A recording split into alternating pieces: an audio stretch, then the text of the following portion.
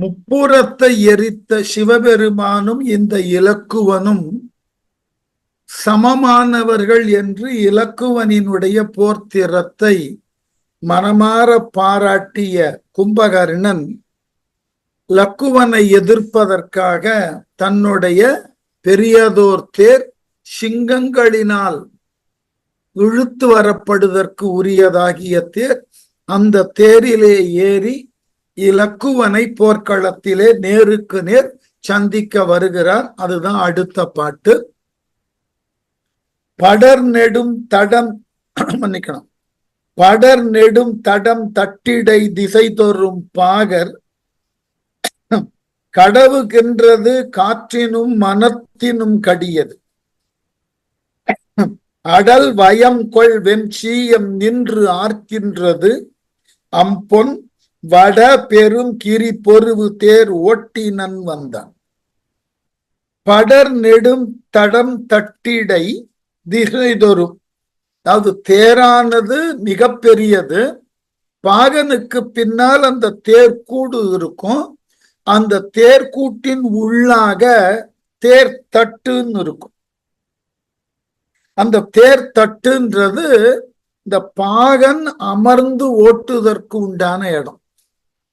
அந்த தேர் தட்டே எப்படி இருக்கிறதா, படர் நெடும் தடம் தட்டு, பெரியதாகிய அகன்றது அந்த அளவுல இருக்கக்கூடிய தட்டு. இப்ப தேரினது தட்டே வார்த்தையை போட்டார் பாகரால். ஒரு சில பாகர்கள் அமர்ந்து அந்த தேரை ஓட்டுகிறார்களாம். திசைதொறும் கடவுகின்றது, எல்லா திசையிலும் செல்ல தகுந்த அளவினுக்கு ஆற்றல் வாய்ந்த தேர். எந்த திசையிலும் உடனுக்குடனாக திருப்பப்பட்டால் அந்த திரும்பிய வேகத்திலேயே ஓடுவதற்கு உண்டான ஆற்றல். அதனுடைய வேகம் என்னவா, காற்றினும் மனத்தினும் கடியது. காற்றை காட்டிலும் வேகமாக ஓட வல்லது, மன ஓட்டத்தை காட்டிலும் வேகமாக ஓட வல்லது. அப்படிப்பட்ட தேர், அந்த தேர் எவைகளால் இழுக்கப்பட்டு வருகிறதா, அடல் வயம் கொள் வெஞ்சீயம் நின்று ஆர்க்கின்றது. வலிய வெற்றி பொருந்திய சிங்கங்களால் பூட்ட பெற்று அந்த சிங்கங்கள் அந்த தேரினை இழுத்து வருகின்றன. அந்த தேர் பார்ப்பதற்கு எப்படி இருக்கிறதாம், அம்பொன் வட பெருங்கிரி பொருவு தேர். அழகிய பொன்மயமான வடதிசையில் உள்ள மேருமலையை போலே அந்த தேர் அவ்வளவு உயர்ந்தது, பருத்தது, அகண்டது.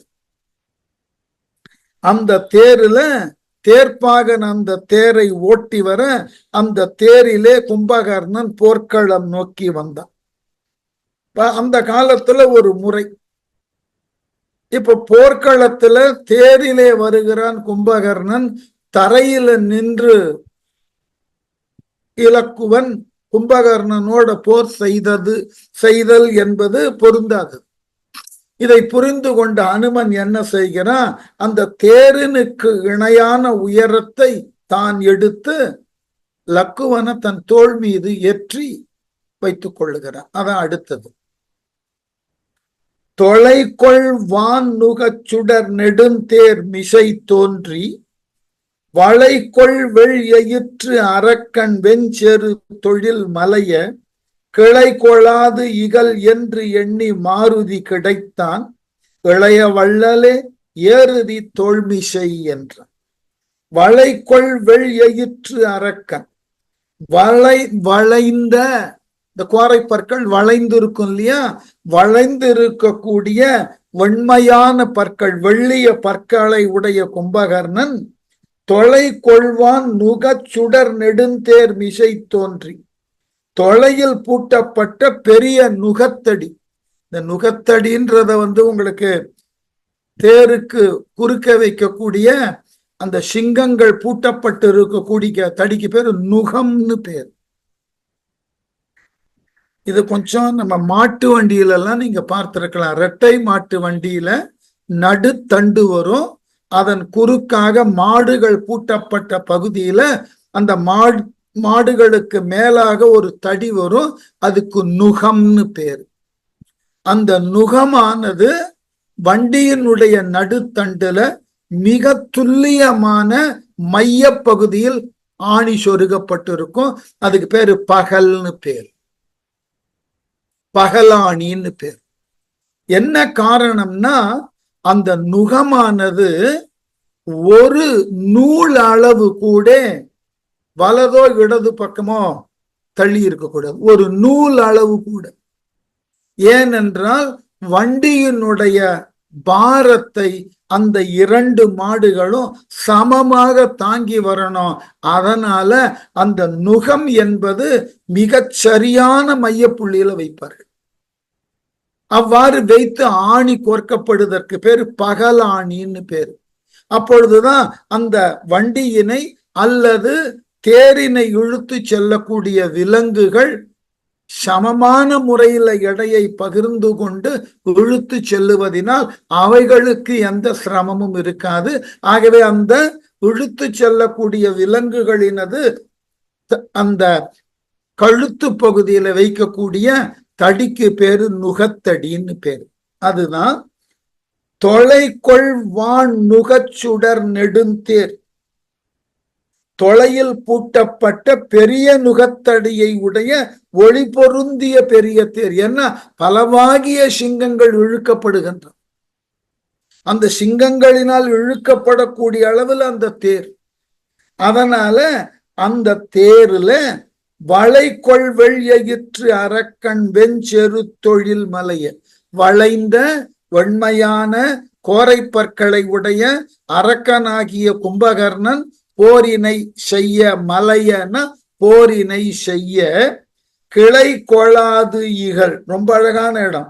தரையில் இருந்து இலக்குவன் செய்தற்கு உண்டான போர் மேன்மையான போராக இருக்காது என்று எண்ணிய மாருதி என்ன செய்தானா, கிடைத்தான். அனுமனானவன் நேரடியாக லக்குவனிடம் சென்று, நீங்கள் தரையில் இருந்து கொண்டு அவன் தேரில் இருந்து கொண்டு போர் செய்வதனால் எந்தவித பயனும் இல்லை.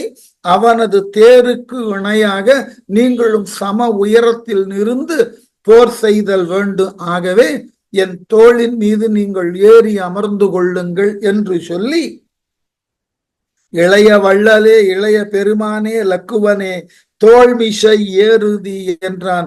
என்னுடைய தோளின் மீது ஏறிக்கொண்டு நீங்கள் கும்பகர்ணனை எதிர்த்து போர் செய்யுங்கள் என்று சொன்னான். அனுமனினுடைய எண்ணத்தை புரிந்து கொண்ட இலக்குவனோ தடையேதும் சொல்லாமல் அனுமன் தோள் மீது ஏறி அமர்ந்தான். ஏறினான் இளம் கோளரி இமையவர் ஆசி கூறினார், எடுத்து ஆர்த்தது வானர குழுவும் 100 பத்துடை பத்தியின் நொறில் பறிப்பூண்ட 6 தேரினும் அகன்றது அனுமன் தன் தடந்தோள். கும்பகர்ணனினுடைய தேர்தட்ட வர்ணிச்சான் இல்லையா கம்பன், பறந்து கிடந்ததோர் தட்டுன்னா இல்லையா. இப்போ இலக்குவன் ஏறி நின்ற ஹனுமனது தோளை சொல்லணும். அதற்கு இணையா என்ன அழகான ஒப்புமை பாருங்க. இளம் கோளரி ஏறினான், இளம் சிங்கம் போன்ற இலக்குவன் அனுமனது தோள் மீது ஏறினான். இமையவர் ஆசி கூறினர். தேவர்கள் எல்லாம் வான வழியிலே பார்த்து கொண்டிருந்தவர்கள் இந்த காட்சியை பார்த்து லக்குவனுக்கு வெற்றி கிடைக்க வேண்டும் என்று தங்கள் ஆசீர்வாதங்களை அளித்தார்கள். வானர குழுவும் எடுத்து ஆர்த்தது. குரங்குகளினது கூட்டமும் பெரியதோர் குரல் எடுத்து தங்கள் மகிழ்ச்சியை ஆரவாரத்தின் மூலமாக வெளிப்படுத்தின. 100 பத்துடை, 100 10 1000 பத்தியின் நொறில் பறிப்பூண்ட வரிசையாக விரைந்து செல்லும் குதிரைகளை பூட்ட பெற்ற 6 தேரினும், கும்பகர்ணனது 6 தேர்களை காட்டில் எப்படி ஒப்புமை பாருங்க. கும்பகர்ணனுடைய தேர்தட்டு அகண்டது, பறந்தது, பலவாகிய தேர்ப்பாகர்கள் அமர்ந்து ஓட்ட வல்லது. அந்த தேரானது பலவாகிய சிங்கங்களால் இழுக்கப்படுவது சொன்னார். இப்ப அந்த கும்பகர்ணனது தேர் தட்டை காட்டிலும் பலவாறு அகண்டு இருக்கக்கூடிய தோளை உடையவனாம் ஹனுமன். அந்த அளவு எப்படி சொல்லுகிறார்? கும்பகர்ணன் கொண்டுள்ள தேரினது தட்டை காட்டிலும் 6 பங்கு நீளம் உடையது தோள். யாருடைய தோளா? அனுமனது தோளம். என்ன ஒரு ஒப்புமை அது! ஆகவே கும்பகர்ணனது 6 தேர்களை காட்டிலும் அனுமன் தன் தடந்தோள் அகன்றந்து. அந்த அனுமனது பறந்து பட்ட தோள் கும்பகர்ணன் தேரை காட்டிலும் 6 மடங்கு பெரியதாய் இருந்தது. அந்த தோல்ல மிக அழகாக அமர்ந்து கொண்டார் இலக்குவன். இப்ப போர் தொடங்குகிறது. தன்னின் நேர் பிறர் தான் அலாது இல்லவன் தோள் மேல் துண்ணு பேர் ஒளி இலக்குவன் தோன்றிய தோற்றம் பொன்னின் மால்வரை வெள்ளி மால்வரை மிசை பொலிந்தது எண்ணுமாறு அன்றி பிரிது எடுத்து இயம்புவது யாது. ஒரு அழகான ஒப்புமையை கொடுத்த அனுமன் தோள் மேல இலக்குவன் அமர்ந்திருக்கிறான். என்ன அழகான ஒப்புமை பாருங்க. தன்னின் நேர் பிறர் தான் அலாது இல்லவன். அனுமனுக்கு ஒப்புமையா அனுமனை தவிர வேற யாரையும் சொல்ல முடியாது. அதனால்தான் தன்னின் நேர் தனக்கு இணையாக பிறர் மற்றவர்களை ஒப்புமை சொல்ல முடியாமல் தான் அலது இல்லவன் தன்னை தவிர தனக்கு வேறு ஒரு உவமையே இல்லாதவனாகிய அனுமன் தோள் மீது துண்ணு பேரொளி இலக்குவன் பெரியதோர் ஒளிப்பிழம்பு போலே இலக்குவன் அமர்ந்திருந்தான். இது எப்படி இருந்தனா, அந்த தோற்றம் பொன்னின் மால்வரை பொன்னால் செய்யப்பட்ட மேரு மலை மேல வெள்ளி மால்வரை வெள்ளி மயமான பெரிய கைலாயம் இருந்தது போல, பொன்மலை மேல கைலாயம் இருந்தது போல அனுமனது பொன் உடலின் மீது இலக்குவனது பிரகாசமான உடல் அமர்ந்திருந்ததாம்.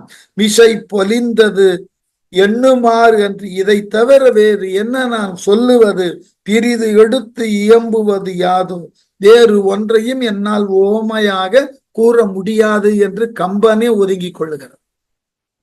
இதை காட்டிலும் வேறு என்ன நான் ஓமை சொல்லுவது? அனுமன் தோளிலே லக்குவன் என்பது மேருமலையின் மீது உள்ள கைலாயம் போல்.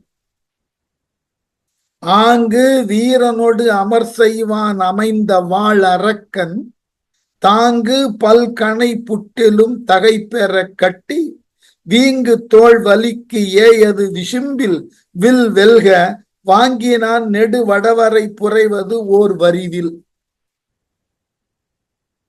ஆங்கு அப்பொழுது வீரனோடு வீரனாகிய இலக்குவனோடு அமர் செய்வான் அமைந்த போரினை செய்ய வேண்டும் என்ற எண்ணத்தினால் உந்தப்பட்ட வாழ் அரக்கன் கொடிய கும்பகர்ணன் என்ன செய்தானா, பல்கனை தாங்கு புட்டிலும் பலவாகிய கனைகள்னா அம்புகள் தாங்கக்கூடிய மீன், அந்த அம்புகள் இடக்கூடிய அம்பரா தூணி இல்லைன்னா அம்பிடு புட்டில்னு பேர்.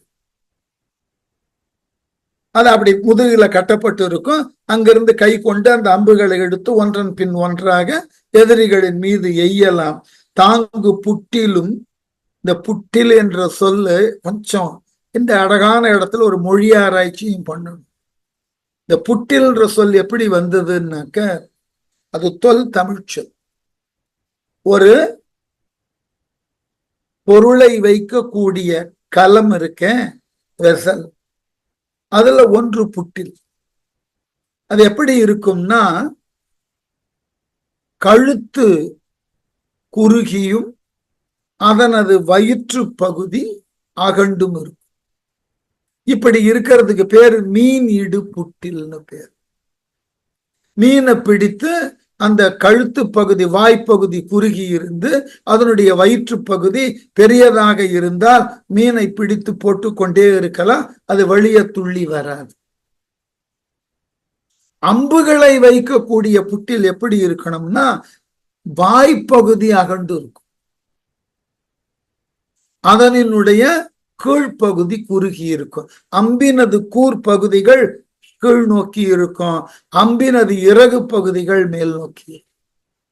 அப்பொழுதுதான் எடுத்த உடனே வில்லுல பூட்ட முடியும். இந்த புட்டில் என்ற சொல்லுதான் பிற்காலத்துல இலங்கை வாழ் தமிழர்களால போத்தல் என்று சொல்லப்பட்டது. அந்த போத்தல் என்ற சொல்தான் பின்னர் ஆங்கிலேயர்களால் தங்கள் மொழிக்கு கடன் வாங்கப்பட்டு பாட்டல் என்று மாறியது. பொருளை வைக்கக்கூடிய கலம், அவ்வளவுதான். இது நம்மிடமிருந்து ஆங்கில மொழிக்கு போன பல சொற்கள்ல இது ஒரு சொல். ஆகவே அந்த அம்புகளை வைக்கக்கூடிய புட்டிலை அதையும் முதுகலை கட்டினான். தகை பெற கட்டி எவ்வாறு வாகாக இருக்குமோ அந்த கைவாகுக்கு ஏற்றார் போல கட்டி கொள்ளுது.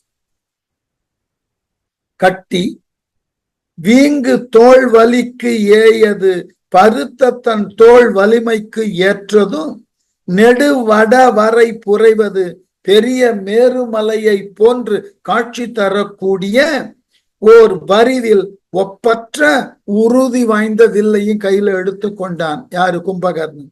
விசும்பில் வில் வெல்க வாங்கினான்.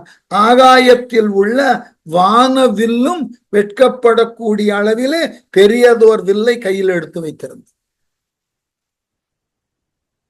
வைத்திருந்தவன் இந்த கும்பகர்ணன். போர்க்களத்தில் லக்குவனை பார்த்த உடனே லக்ஷ்மணன் கிட்ட வீரமொழி பேசுறான். ஏற்கனவே சொல்லி இருக்கேன், இந்த வஞ்சி திணையிலும் காஞ்சி திணையிலும் வீரர்கள் தங்கள் வீரத்தை எடுத்து பெரியதாக மொழிவார்கள்.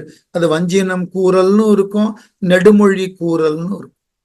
ஏற்கனவே அதை பற்றி சொல்லி இருக்கோம். இப்போ இலக்குவன் முன்பு கும்பகர்ணன் பேசணும்.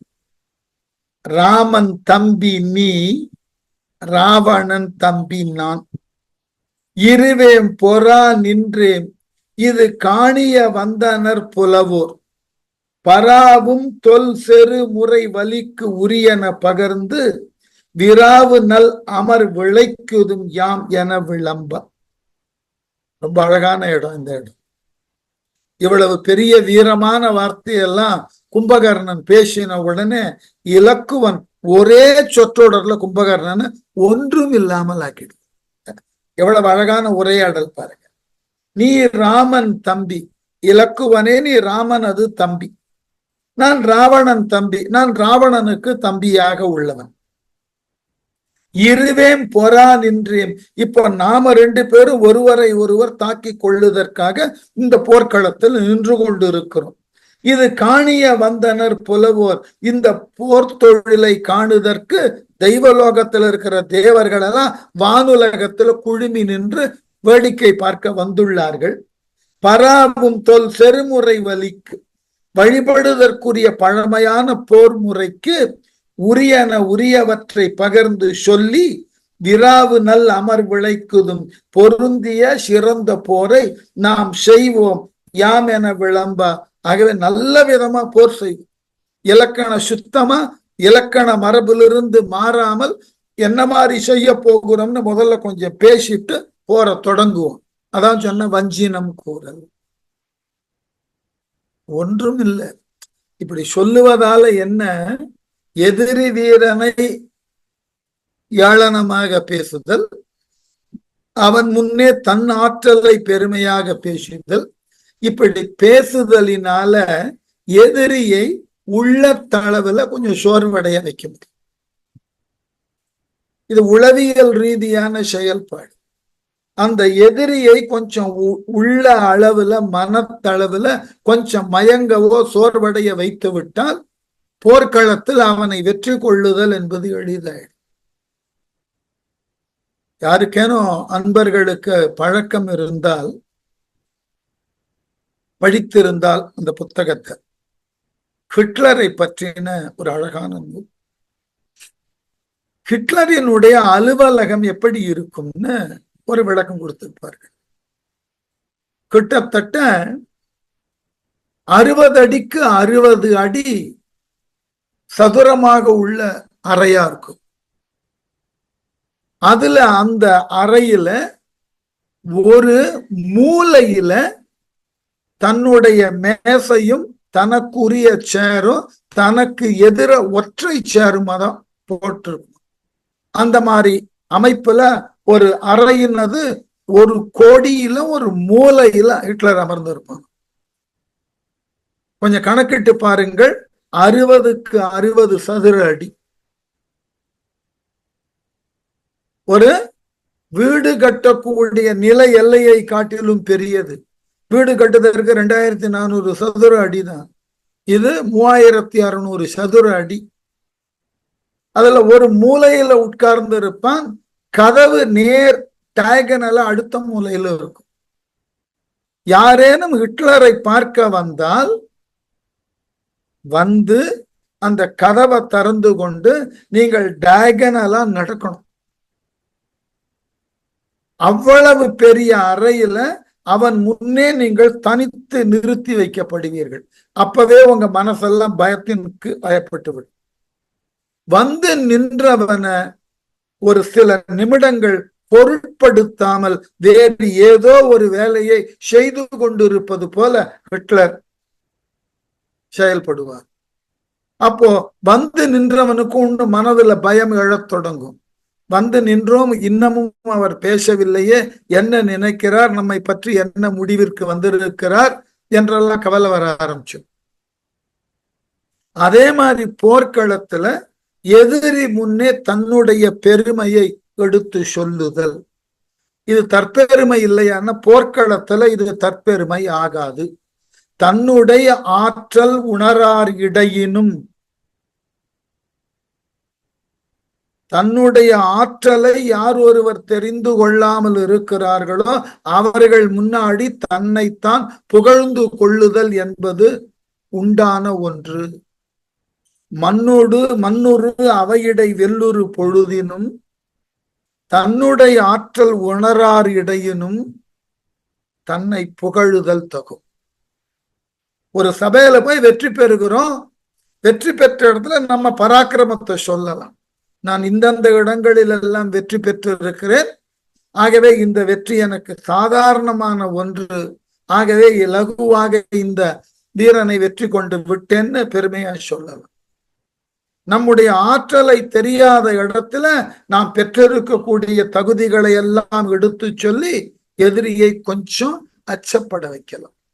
இப்ப இலக்குவனுக்கு முன்னாடி பழைய மரபின் அடிப்படையில, தொன்னேறி மரபின் அடிப்படையில கொஞ்சம் பேசிவிட்டு போரினை தொடங்குவோம்னு கும்பகர்ணன் சொல்லிட்டு ஆரம்பிக்கிறான். பெய்தவத்தினோர் பெண் கொடி எம்முடன் பிறந்தாள், செய் குற்றம் ஒன்று இல்லவள் நாசி வெஞ்சினத்தால் கொய்த கொற்றவ மற்ற அவள் கூந்தல் தொட்டு ஈர்த்த கைத்தளத்து இடை கிடத்துவன் காக்குதி என்றான். என்ன அழகான ஒரு ஏளனம் பார். லக்குவனை ரொம்ப அழகான ஏளன வார்த்தைய மிக நாகரிகத்தோடு கும்பகர்ணன் பேசுறான். எப்படி? பெய் தவத்தினோர் பெண் கொடி, நாங்கள் செய்த நல்ல தவத்தின் பயனாக ஒப்பற்ற பெண் கொடி போல் எங்கள் குலத்திலே தோன்றியவள் யாரு? சூர்பனகை. எம்முடன் பிறந்தாள், எங்களுக்கு சகோதரியாக எங்களுடன் பிறந்தவள். செய்த குற்றம் ஒன்றில் அவள் செய்த குற்றம் ஏதொன்றும் இல்லாமலேயே அவள் நாசி வெஞ்சினத்தால் கொய்த கொற்றவ, அப்படிப்பட்ட ஒன்றும் அறியாத எங்கள் குல பெண்ணாகிய சூர்பனகையை நாங்கள் தவமிருந்து செய்த புண்ணியத்தின் பயனாக எங்கள் குலத்திலே பிறந்த ஒப்பற்ற அந்த பெண்ணை நீ என்ன செய்தாய்? அவளது மூக்கினை கொடிய சீற்றத்தால் அறிந்தவனே ஒற்றவ, வெற்றிக்கு உரியவனே. எவ்வளவு ஏளனம் பாருங்க. ஒரு பெண்ணை பிடிச்சு அவ மூக்க அறுக்கிறது தான் உன்னுடைய வீரமா? அதுதான் உன்னுடைய வீரம்ன்ற நினைப்புல என்னிடம் இப்பொழுது போர் செய்ய வந்திருக்கிறாயா? அது மட்டுமா நீ செஞ்ச? மற்ற அவள் கூந்தல் தொட்டு ஈர்த்து, அந்த பெண்ணினது கூந்தலை நீ பற்றி இழுத்து கைத்தளத்திடை கிடத்துவன், எந்த கையால அவ கூந்தலை தொட்டு இழுத்தியோ அந்த கைய இப்ப வெட்டி பூமியில போடப்போற. காக்குதி என்றான். முடிந்தால் இந்த அழிவிலிருந்து உன்னை காப்பாற்றிக் கொள்ள முடியும் என்றால் காப்பாற்றிக் கொள்ள முயன்று பார், நான் நிச்சயமாக இதை செய்வேன். இவளை சொல்லி முடிச்ச உடனே இலக்குவன் என்ன சொல்லியிருக்கணும்? அப்பா, உன் தங்கை உனக்கு பெருமையான உடன்பிறப்பு தான், நான் மறுக்கல. ஆனால் அவள் தவறு செய்யாமல் அவ மூக்கனா வெட்டல. யாரும் இல்லாத நேரத்துல என் சகோதரன் மனைவிய அவ சிறையெடுக்க வந்தால் அது திருட்டு தொழில். அந்த தொழிலுக்கு உரியதாகிய தண்டனைய நான் கொடுக்கணும். திருடனுக்கு உண்டான தண்டனை எதுவோ அவளை சிரத்தை வெட்டி இருக்கணும். திருட்டு தொழிலினால் அது முடியல. ஒரு பெண் என்பதினால் அவளுக்கு உண்டான மூக்க வெட்டி கூந்தலை பற்றி இழுத்து தூரப்போன்னு சொன்னேன். இதுல என்ன தப்புன்னு கேட்டிருக்கணும். இவ்வளவு பெரிய நீளமான விளக்கத்தெல்லாம் கும்பகர்ணனுக்கு இலக்குவன் கொடுக்கும் எண்ணவே இல்லை. கும்பகர்ணன் சொன்ன வார்த்தையை மிக அழகாக இலக்குவன் அப்படியே மறித்து போட்டான். நாங்கள்லாம் ஒரு காலத்துல வேறு வழி இல்லை, தொழில் நிமித்தமாக இந்த பட்டிமன்றங்கள், வழக்காடு மன்றங்கள்லாம் பேசுவோம். இப்ப எதிர்த்தரப்புல இருக்கிறவர் பெரிய குரல் எடுத்து நிறைய பாயிண்ட் எல்லாம் சொல்லி அப்படியே சிங்கம் போல உரிமிட்டு போய் உட்காருவது. எதிர்கட்சியிலிருந்து பேசக்கூடிய அளவுல நான் எழுந்தேன்னா ரொம்ப இயல்பா முதல் ஒரு ஒரு ஒரு 30-40 நொடிகள் அப்படி கூட்டத்தை பார்ப்பேன். எனக்கு முன்பு பேசியிருந்த எதிர்கட்சி ஆளரை பார்ப்பேன். பார்த்துட்டு பொறுமையா கேட்பேன், இங்க என்ன நடந்துட்டது, இதுக்கு ஏன் இவ்வளவு பெரிய ஆரவாரத்தோட ஒரு சிங்கம் கர்ஜிப்பது போல, புலி உருமுவது போல இவர் பேசிட்டு உட்கார்ந்து இருக்கார். அப்படி என்ன பெரியதாகிய சிக்கல் ஏற்பட்டுட்டது? இது என்ன போர்க்களமா, இல்லை புலவர்கள் சேர்ந்து பேசக்கூடிய பட்டிமன்றமா என்று அவர் செய்த அந்த வீர மிக்க செயல ஒன்றும் இதாவது பேசி ஏளனம் பண்ணிடணும். ஒரு முறை அழகா சொல்லுவார், என்னை போல யாரும் நாடகம் போட வேண்டும் என்று யார் நினைத்தார்களோ தெரியாது, ஆனால் மற்றவர்களை போல் நான் நாடகம் போட வேண்டும் என்று எண்ணியதே இல்லை. பாலச்சந்தர் காலமும் என் காலமும் ஒன்றுதான். பாலச்சந்தரை போன்று நான் நாடகம் போடணும்னு ஆசைப்படலை. ஏன்னா அது என்னால முடியாது. ஆனா நான் என்ன செய்வேன், என்னால முடியாதத ஒரு நல்லதை அடுத்தவன் செஞ்சுட்டான்னா உடனே அவனை கேலியா ஏதாவது பேசிடும். எது நம்மால முடியாதோ அதை விடுத்து எது இயல்பா முடியுமோ அதை செஞ்சுடணும். ஆகவே எல்லாருடைய நல்ல நாடகங்களையும் நான் கேலியாக எழுத ஆரம்பிச்சேன், பேச ஆரம்பிச்சேன். அது போல கும்பகர்ணன் ரொம்ப நீண்ட வீர வசனம் பேசின உடனே இலக்குவன் பதில் பாருங்க. அல்லினால் செய்த நிறத்தவன் அணையது பகர, மல்லினால் செய்த புயத்தவன் மாற்றங்கள் நும்பால், வில்லினால் சொல்லின் அல்லது வெண்திரல் வெள்கச் சொல்லினால் சொல்ல கற்றிலம் யாம் எனச் சொன்னான். ஏ கும்பகர்ணா, உன்னோட போர் செய்து நீ எய்யக்கூடிய அம்புகளுக்கு எல்லாம் நான் என் அம்புகளை எதிராக எய்து அப்படி பதில் சொல்லிதான் எனக்கு பழக்கம். உன்ன மாதிரி வாய் வீரம் பேசுறதெல்லாம் எனக்கு பழக்கம் இல்லை. வெறும் வாயால ஜம்பம் பேசுவது என் வழக்கம் இல்லை. போர்க்களத்துல உன் வித்தையை காட்டு, அதற்கு எதிராக என் வித்தையை காட்டுதல் தான் நான் இந்நாள் வரை கற்ற போர் கலை. ஆனால் இப்பொழுதுதான் முதல்ல பார்க்கிற போர்க்களத்துல வீணாக வெறும் வார்த்தைகளை எல்லாம், வெற்று கூச்சல்களை எல்லாம் பெருமை என்று பேசி கொண்டிருக்கிறாயே, அந்த மாதிரி எல்லாம் எனக்கு பேச தெரியாது. நான் வில்லால தான் பேசுவேன். எப்படி? அல்லினால் செய்த நிறத்தவன், இருட்டை பிடிச்சு ஒரு உருவம் செஞ்சா அது கும்பகர்ணன். அல்லுன்னா இருட்டு. அப்படிப்பட்ட கரிய நிறத்தை உடைய கும்பகர்ணன் இன்னைக்கு இதெல்லாம் எழுத முடியாது, ஞாபகம் வச்சு. இன்னைக்கு ஒருவருடைய நிறத்தையோ உயரத்தையோ வச்சு இலக்கியம் எல்லாம் எழுத முடியாது. எழுதினா உடனே என்னாகும்? Body shaming. என்னுடைய உடல் தன்மையை இவர் கேலி செய்கிறார் என்று வழக்கு தொடுத்து உள்ளதல்லிடும். கம்பன் எவ்வளவு தெளிவா எழுதுறான் பாருங்க. அவன் அரக்கன் கும்பகர்ணன், இருட்டுல செஞ்ச உருவம் அது, அப்படி ஒரு கருப்பு. ஆகவே அணையது பகர மேலே சொன்னது போல கும்பகர்ணன் சொன்னதை கேட்ட இலக்குவன் மல்லினால் செய்த புயத்தவன், வலிமை பண்பால் செய்யப்பட்ட தோளை உடைய இலக்குவன் மாற்றங்கள் நும்பால் வில்லினால் சொல்லி நல்லது. உன்னுடைய எல்லா பேச்சுக்கும் எதிரான பேச்ச என் வில்லால காமிக்கிறேன். என்னுடைய வில்லிலிருந்து புறப்படக்கூடிய அம்பினால் உனக்கு உண்டான விடையை தருகிறேன். உன்னை போல் வெண்திரல் வெல்க சொல்லினால் சொலர் கற்றிலம். நாணம் உண்டாகக்கூடிய அளவுல உன் பெருமையை நீயே பேசிக்கிற இல்லையா, அது வெட்கத்திற்குரியது. அந்த மாதிரி எனக்கு பேசக்கூடிய வழக்கம் கிடையாது. எப்படி? சொல்லினால் சொலர் கற்றிலம். நீ பேசுற மாதிரி நானும் ஜம்பமா பேசுறதெல்லாம் நான் கத்துக்கல. போர்க்களம்னு வந்தாயிற்று, நீ உன் வில்ல நம்பு, நான் என் வில்ல நம்பிதான் போர் செய்ய வந்திருக்கேன். இந்த மாதிரி வசனம் எல்லாம் என்கிட்ட பேசாது என சொன்னான் என்று ரொம்ப அழகாக கும்பகர்ணனை தவிர்த்தான். அவனை போல நான் வீரவசனம் எல்லாம் பேச மாட்டேன். கும்பகர்ணா, உன் வீரவசனம் இருக்கட்டும், வீரத்தை காட்டு. உன்னால் காட்டப்படக்கூடிய வில்வித்தைக்கு எதிராக நான் என் வில்வித்தையை காட்டுகிறேன். இனி வில்வித்தைகள் தான் பேசிக்கொள்ள வேண்டும், வார்த்தைகள் அல்ல.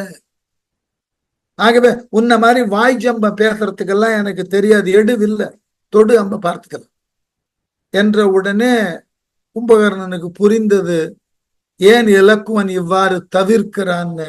கோபம் வந்தது, போர் செய்தற்கு தயாரான.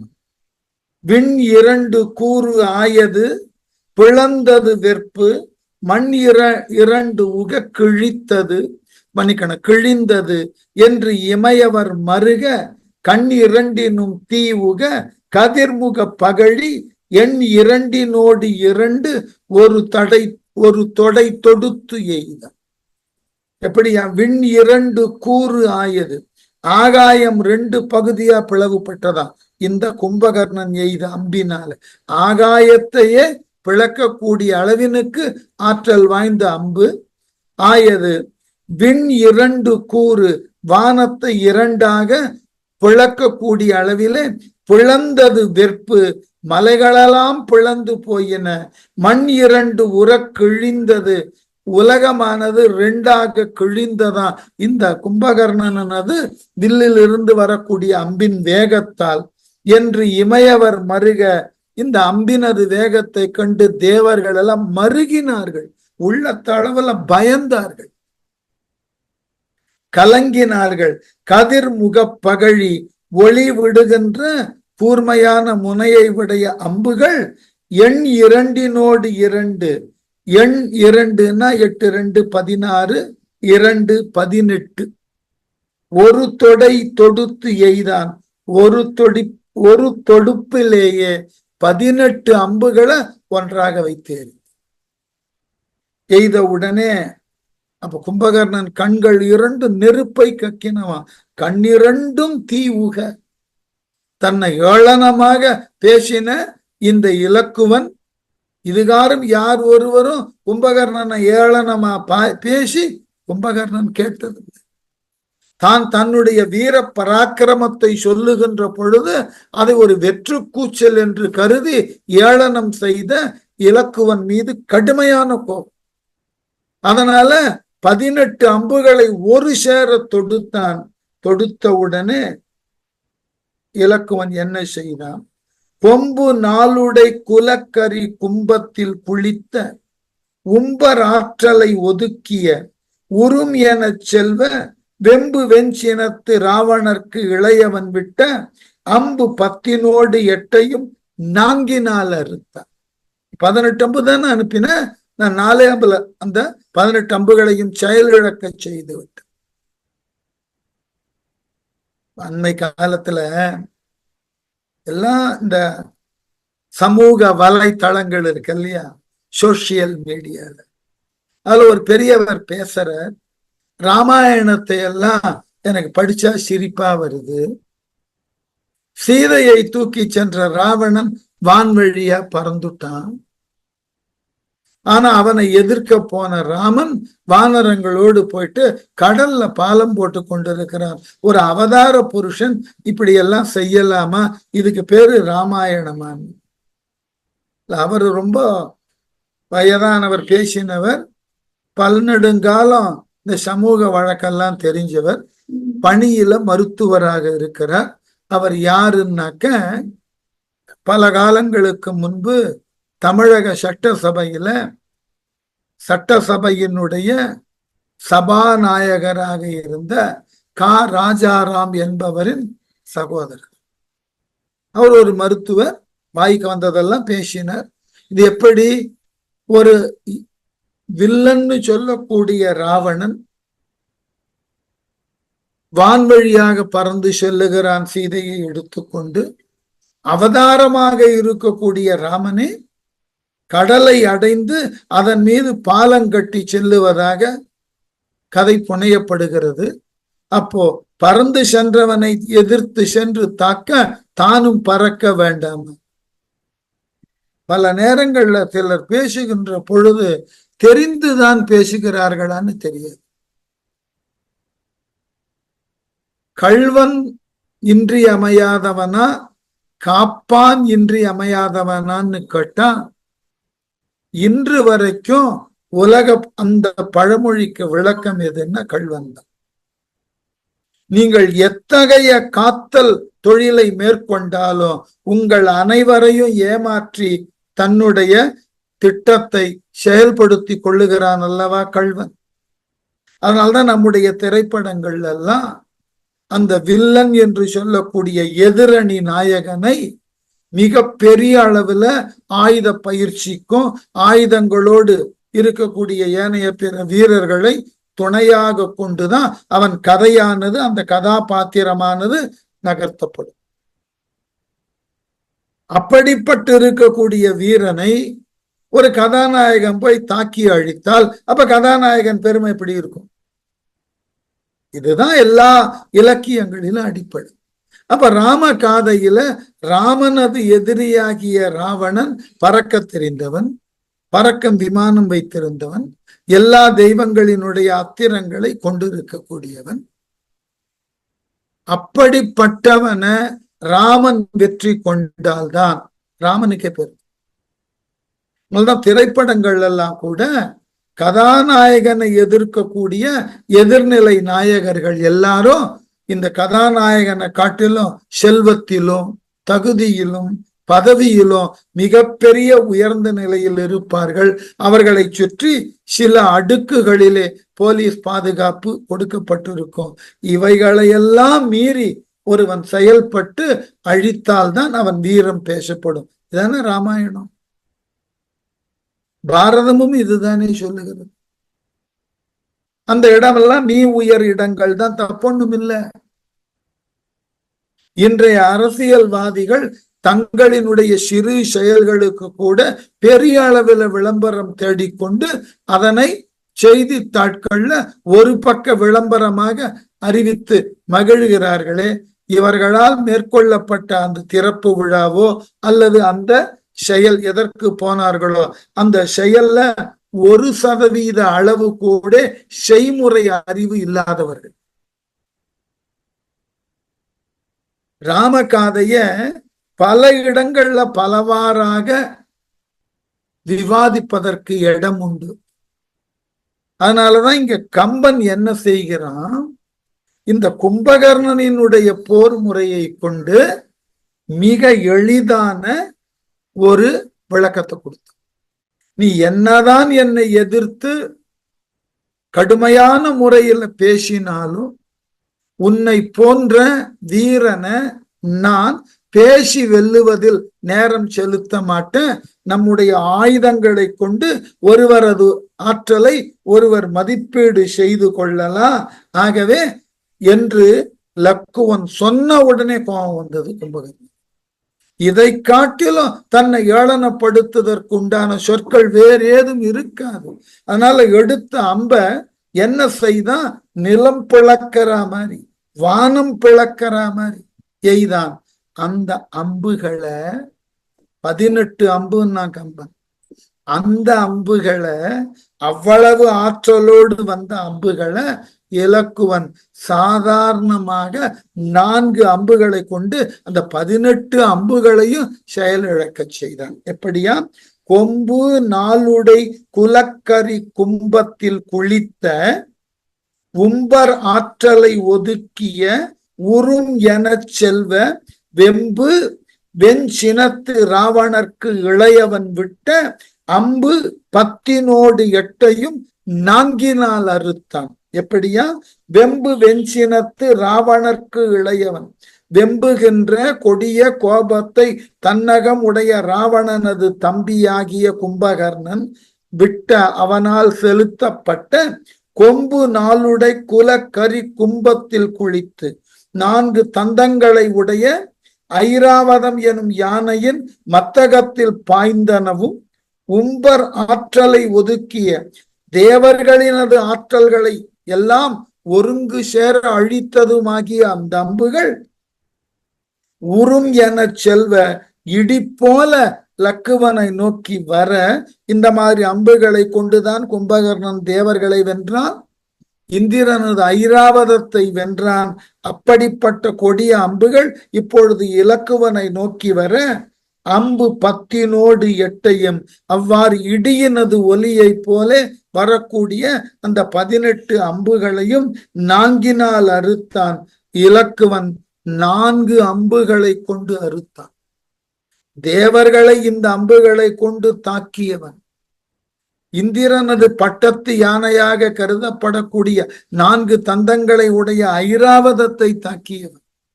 அதே அம்புகளை கொண்டு இப்பொழுது இலக்குவன் மீது எறிகிறான். இலக்குவன் அந்த 18 அம்புகளையும் 4 அம்புகளினாலேயே தடுத்து விடுகிறது. இதை விட ஒரு வீரனுக்கு வேற என்ன அவமானம்? சில நேரம் நெடுமொழி கூறும் போது யோசித்து சொல்லணும்னு ஒரு மரபு உண்டு. இதுக்கு வேற ஒரு நடைமுறையில சொல்லக்கூடிய ஒரு நடந்த நிகழ்வு. ரஷ்யால மிகப்பெரிய எழுத்தாளரை தெரியும்னு நினைக்கிறேன், லியோ டால்ஸ்டாய். ஒரு முறை அவர் ஒரு பூங்கால அமர்ந்து கொண்டிருந்தார், ஓய்வெடுத்து. அந்த பூங்கால ஒரு சிறுமி கையில ஒரு பந்தோட வந்தார். உடனே அந்த பந்தினோடு வந்த சிறுமியோடு விளையாடணும்னு டால்ஸ்டாய் முடிவு செய்து அந்த சிறுமியிடம் கேட்டார். அந்த சிறுமியும் ஒப்புதல் அளித்தது. 2 பேரும் கொஞ்ச நேரம் பந்து விளையாடினார்கள். சிறிது நேரம் கழிச்சு அந்த பெண், நான் வீட்டிற்கு செல்ல போகிறேன் அப்படின்னு சொன்ன உடனே லியோ டால்ஸ்டாய் சொன்னாராம், நீ வீட்டிற்கு சென்று உன் அன்னையிடம் சொல், நான் இன்று பூங்காவில் லியோ டால்ஸ்டாயோடு பந்து விளையாடினேன். ஏன்னா அது ஒரு பெருமைக்குரிய விஷயம் இல்லையா, அதை சொல் அப்படின்னு. உடனே அந்த பொண் திரும்பி சொல்லியதான், நீங்களும் வீட்டிற்கு சென்று உங்கள் வீட்டில் உள்ளோரிடம் சொல்லுங்கள், நான் மேரியோடு பந்து விளையாடினேன். அப்பொழுதுதான் டால்ஸ்டாய்க்கு புரிந்ததான், யார் ஒருவரும் அறைகூவல் விடலாம். நான் தான் பெரியவன்னு நினைச்சு இப்ப பேசின லியோ டால்ஸ்டாய் என்கின்ற மிகப்பெரிய எழுத்தாளன் அப்படின்ற ஒரு தொனியோட நான் பேசினேன். அந்த குழந்தை மிக எளிதாக என்னை கவிழ்த்து விட்டு, அதுபோல நீ வீட்டிற்கு சென்று மேரியோடு விளையாடினேன் என்று நீ சொல்லிக்கொள். இந்த குழந்தையோட பேரு மேரி. அதே போல இங்க கும்பகர்ணன் 18 அம்புகளை விடுவதற்கு முன்பு மிகப்பெரிய அளவுல பேசி, அந்த பேச்சை பொருட்படுத்தாத இலக்குவன், உன்ன மாதிரி நான் வாயால பேச மாட்டேன், என் கை வில் அம்பு பேசணும். இதனால கோபப்பட்ட மேருமலைக்கு நிகர்த்தவில்லை கொடுத்த அந்த கும்பகர்ணன் விடுத்த 18 அம்புகள் ஒரு காலத்துல அம்புகள் தேவர்களை வென்றன, ஐராவதத்தை தோற்கடித்தது. அந்த அம்புகளை 4 அம்புகள்ல தடுத்து நிறுத்தின. இன்னும் கும்பகர்ணனுக்கு கோபத்தை ஏற்படுத்தின இடம். பேசி நம்ம வீரத்தை சொல்லலாம்னா நம்ம வீரத்தை ஏளனப்படுத்திட்டான். ஆகவே அம்பு எய்து நம்ம ஆற்றலை காட்டலான்னா, நான் எய்தது 18 அம்பு, அவன் 4 அம்புல அதை தடுத்துட்டான். இதை காட்டிலும் கும்பகர்ணனுக்கு இந்த மாதிரி போர்க்கள நிகழ்வெல்லாம் புதியது. அவனால் எய்யப்பட்ட அம்புகள் எதிரிகளின் இலக்கை தாக்கி அவர்களை பணிய வைக்கும் இல்லைன்னா அழிக்கும். அதுதான் அவனுக்கு இது நாள் வரைக்கும் தெரிஞ்ச போர்க்களம். தன் அம்பை கூட ஒருவனால் தடுத்து நிறுத்த முடியுமா? அதுவும் மிக குறைந்த அம்புகளை கொண்டு. இது இன்னும் பெரிய அவமானம். அதனால பாருங்க என்ன கோபம் வந்து, அறுத்த காலையில் அரக்கனும் அமரரை நெடுநாள் ஒருத்தது, 1000 உருவது திசைமுகன் உதவ பொறுத்தது, ஆங்கு ஓர் புகர்முக கடுங்கனை புத்தேள் இருத்து மாற்று இது வல்லையேல் என்று கோத்து எய்த. முதல் முறை அனுப்பிச்ச 18 அம்புகளும் பயனற்று போனதை கண்டவுடனே இவனுக்கு கடுமையான கோபம் வந்துட்டது கும்பகர்ணன். அறுத்த காலையின் தனது அம்புகளை தனது 4 அம்புகளினால் தடுத்து நிறுத்தி அறுத்தானே லக்குவன். அந்த காட்சிய அரக்கனாகிய கும்பகர்ணன் அமரரை நெடுநாள் ஒருத்தது, தேவர்களை வெகு நாள்கள் அடக்கி தண்டித்ததும், 1000 உருவது 1000 உருவத்தை உடையதும், திசைமுகன் உதவ பொறுத்தது, நான்முகனால் தரப்பட்டதும் ஆகிய இந்த ஆயுதம் ஆங்கு ஓர் புகர் முக கடுங்கனை ஒளிவிடக்கூடிய புதியதோர் அம்பை எடுத்து புத்தேள் இருத்து தெய்வத்தை தங்கச் செய்து. என்னென்றால் அன்றைய ஒவ்வொரு அஸ்திரமும் ஒரு தெய்வத்தினால் தரப்படுவது. அந்த தெய்வத்தை பற்றின துதியை சொல்லி அந்த அம்புல அந்த தெய்வத்தை ஆவாகனம் செய்து புத்தேள் இருத்து தெய்வத்தை தங்கச் செய்து, இது வல்லையேல் மாற்று என்று, இதனை உன் வலிமையினால் எதிர்த்து நிறுத்து பார்க்கலாம் என்று கோத்து எய்தான். அம்பினை வில்லிலே வைத்து தொடுத்தான். 18 அம்பை தடுத்துட்டடா லக்குவனா, இப்ப அனுப்புறம் பாரு ஒரு அம்பு, நம்ம முடிஞ்சா தடுத்து பாருங்க. புரிந்து நோக்கிய திசை தோறும் பகழியின் புயலால் எரிந்து செல்வதை நோக்கிய ராமனுக்கு இளையான் தெரிந்து மற்ற அது தன்னை ஓர் தெய்வ வெங்கனையால் அறிந்து வீழ்த்தலும் 1000 ஊரு சரம் அற்ற. புரிந்து நோக்கிய திசை தோறும் கண்ணால் விரும்பி பார்க்கக்கூடிய திசை எங்கும் பகழியின் புயலால் அந்த கும்பகர்ணன் எய்த அம்பினது வேகம் புயல் மாதிரி வந்ததாம். எரிந்து செல்வதை நோக்கிய எரிந்து கொண்டே வருவதை பார்த்த இலக்குவன், ராமனுக்கு இளையவன் இலக்குவன், மற்ற அது தன்னை அந்த அம்பு தெரிந்து ஓர் தெய்வ வெங்கனையால் ஆராய்ந்து ஒப்பற்ற ஒரு தெய்வக்கனை ஒன்றால் அறிந்து வீழ்த்தலும் அறுத்து வீழ்த்திய அளவில் 1000 உருச்சரமற்ற 1000 உருவம் கொண்ட அரக்கனை அழித்தது. இது 1000 உருவக்கனைன்னு பேர். எய்யக்கூடியவனது உருவத்தை போலவே 1000 உருவங்களை ஏற்படுத்தும். அவ்வாறு ஏற்படுத்தின தெய்வ கனையை 1000 உரு கொண்டு எதிரிகளை தாக்க வருவதற்குண்டான ஆற்றல் மிகுந்த அந்த அம்பினை இலக்குவன் ஒற்றை அம்பில் தடுத்து அழிச்சிட்டு மீண்டும். அதனால 6 வெங்கடுங்கனை அனுமன் மேல் அழுத்தி 7 வெஞ்சரம் 2 இளம் குமரன் மேல் ஏற்றி 150 ஒரு தொடை தொடுத்து ஒரு நொடியில் கூறு திக்கையும் விசிம்பையும் மறைத்தனன் கொடியும். 2 அட்டம்ப்ட்லயும் கும்பகர்ணனுக்கு தோல்வி. முதல்ல 18 அம்பு, 1000 உரு கொண்ட அம்பு, ரெண்டும் தோற்றது. லக்குவனை ஒன்றுமே செய்ய முடியல, அந்த வானர படைகளை அசைக்க கூட முடியல இந்த அம்புகளினால். அதனால கோபம் கொண்ட கும்பகர்ணன் மிக பெரியதோர் கொடிய அம்பு எடுத்து எய்தான். அந்த அம்பு எப்படிப்பட்டதா? வெங்கடுங்கனை கொடிய வேகமான அம்புகள் 6 2 12 அனுமன் மேல் அழுத்தி அனுமன் மேல் பதியுமாறு செலுத்தி. ஏன்னா அந்த அம்பினால் அனுமன் தாக்கப்பட்டால் லக்குவனை கீழே விட்டுடுவோம். 7 வெஞ்சரம் 2 பாய்கின்ற கொடிய அம்புகள் 6க்கு மேல 2 அம்புகளை இளங்குமரன் மேல் ஏற்றி லக்குவன் மீது செலுத்தி ஒரு தொடை 100-50 தொடுத்து, ஒரு தொடுப்பிலே 100-50 அம்புகளை தொடுத்து கொடியோன் கொடிய கும்பகர்ணன் ஒரு நொடியில், அப்படி ஒரு கணப்பொழுதுல கூறு திக்கையும் கூறாக்கப்பட்டுள்ள திசைகளையும் விசும்பையும் மறைத்தான். என்ன, அனுமனை தாக்கறதுக்கு 12 வேறுபட்ட அம்புகள், இலக்குவனை தாக்குதற்கு தனித்தன்மையோடு விளங்கக்கூடிய 2 அம்புகள், மற்றைய 500 கணக்கான அம்புகள் வானர சைன்யங்களை தாக்கிறதுக்கு. ஒரே நேரத்துல 3 விதமான அம்புகளை செலுத்துவதற்கு உண்டான ஆற்றலை பெற்றது. லக்குவனை தாக்கக்கூடிய அம்பினை கொண்டு அனுமனை தாக்க முடியாது. எதிரியினுடைய ஆற்றலை தெளிவாக புரிந்து கொண்ட கும்பகர்ணன் மூவருக்கும் 3 விதமான அம்புகளை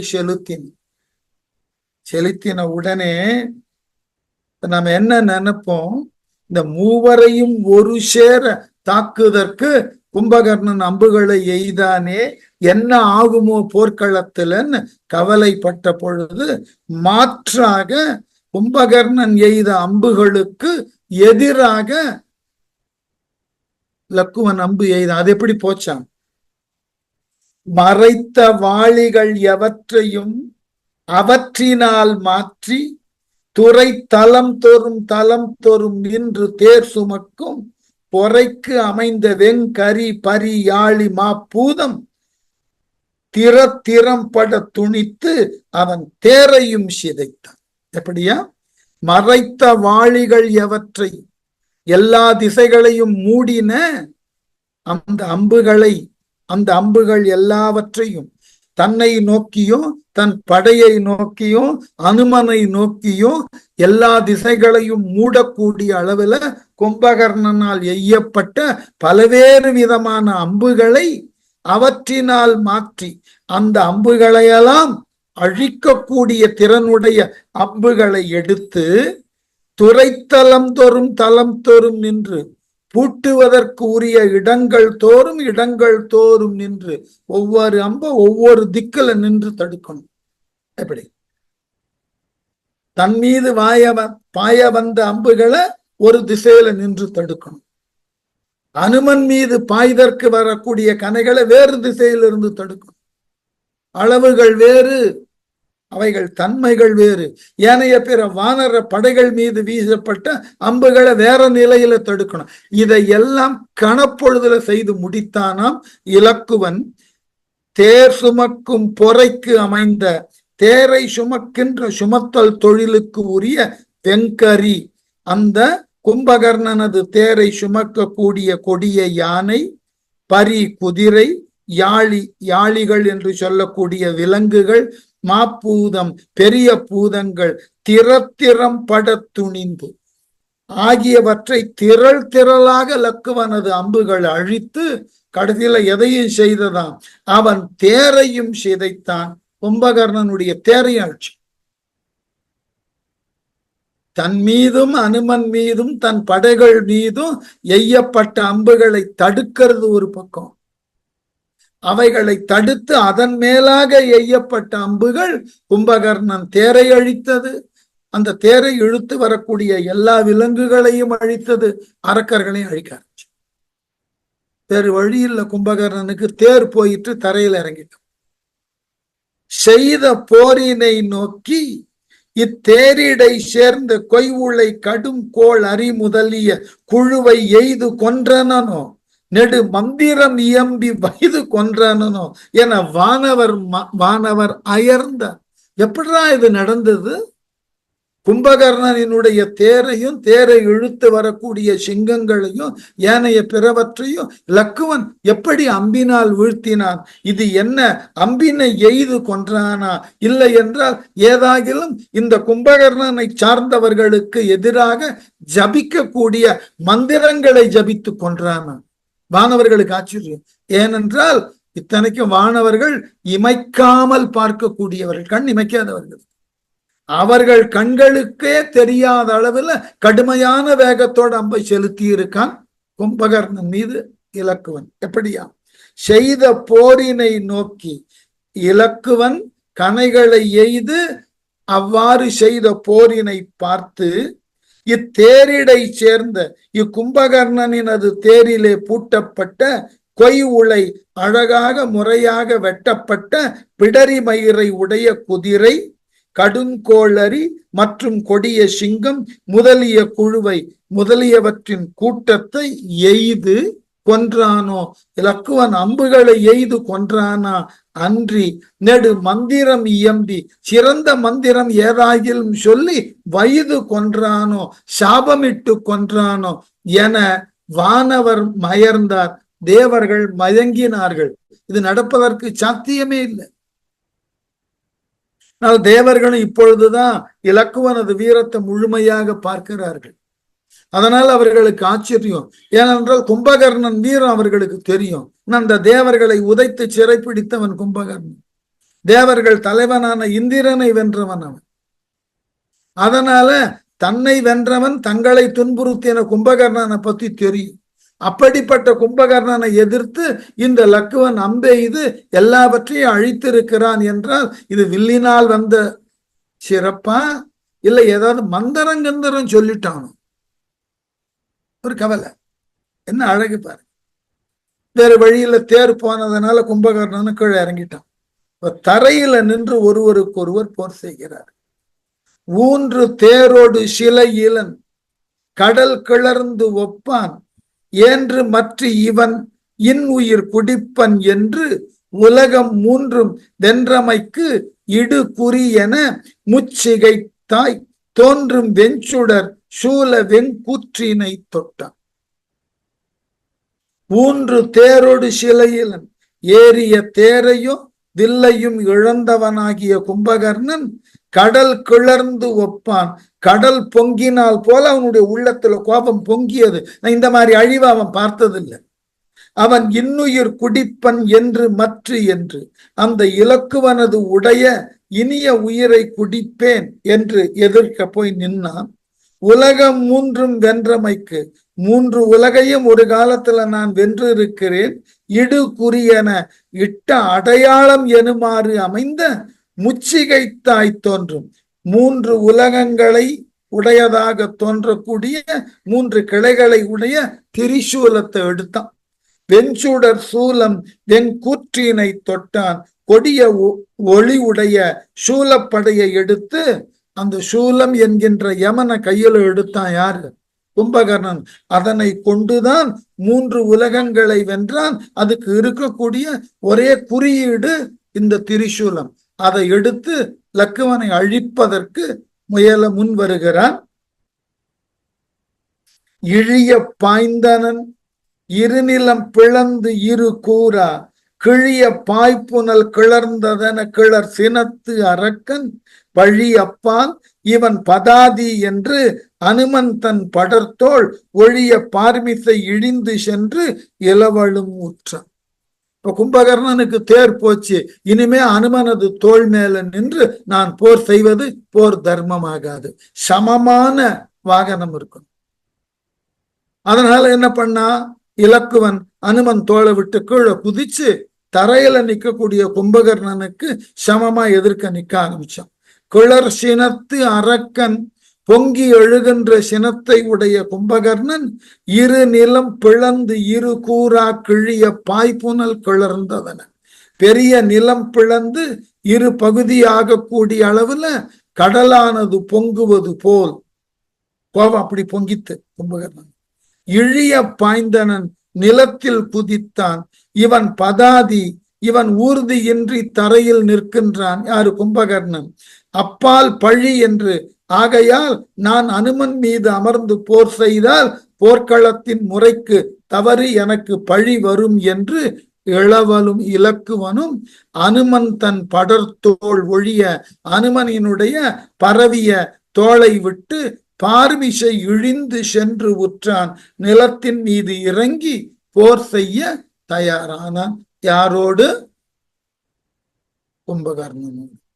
உற்ற காலையின் ராவணன் தம்பி மாடு உதவ இற்ற தானையின் இரு மடி இகல் படை ஏவ முற்றி அன்னது முழங்கு முன்னீர் என முடுகி சுற்றி ஆர்த்தது சுமத்திரை சிங்கத்தை தொடர்ந்து. உற்ற காலையின் இலக்குவன் கும்பகர்ணனுடன் தரையில் போரிட தயாரான பொழுது ராவணன் தம்பி மாடு உதவ, ராவணன் தன் தம்பியின் பக்கம் உதவுவதற்காக இற்ற தானையின் இருமடி அழிந்த சேனையை போல 2 மடங்கு அனுப்பிச்சான். யாருக்கு? கும்பகர்ணனுக்கு. இகல் படை ஏவ போரிடும் படையை அனுப்ப அன்னது அந்த படை முழங்கு முன்னீர் என முடுகி ஒலிக்கின்ற கடல் எழுந்து வருவது போல அந்த அரக்கர்களினது படை பெரிய ஆரவாரத்தோடு போர்க்களம் வந்ததாம். வந்து என்ன ஆயிற்றான்? சுமத்திரை சிங்கத்தை தொடர்ந்தது. சுமத்திரை பெற்ற சிங்கம் போன்ற லக்குவனை அந்த கடல் போன்ற அசுரர் படை எதிர்த்தது. முற்றி சுற்றி ஆர்த்தது. லக்குவனை முழுவதுமாக அந்த படை ராவணனால் கும்பகர்ணனுக்கு உதவக்கூடிய அந்த படை சுற்றி ஆர்த்தது. என்னாயிற்று என்பதை அடுத்த வகுப்புல பார்ப்போம்.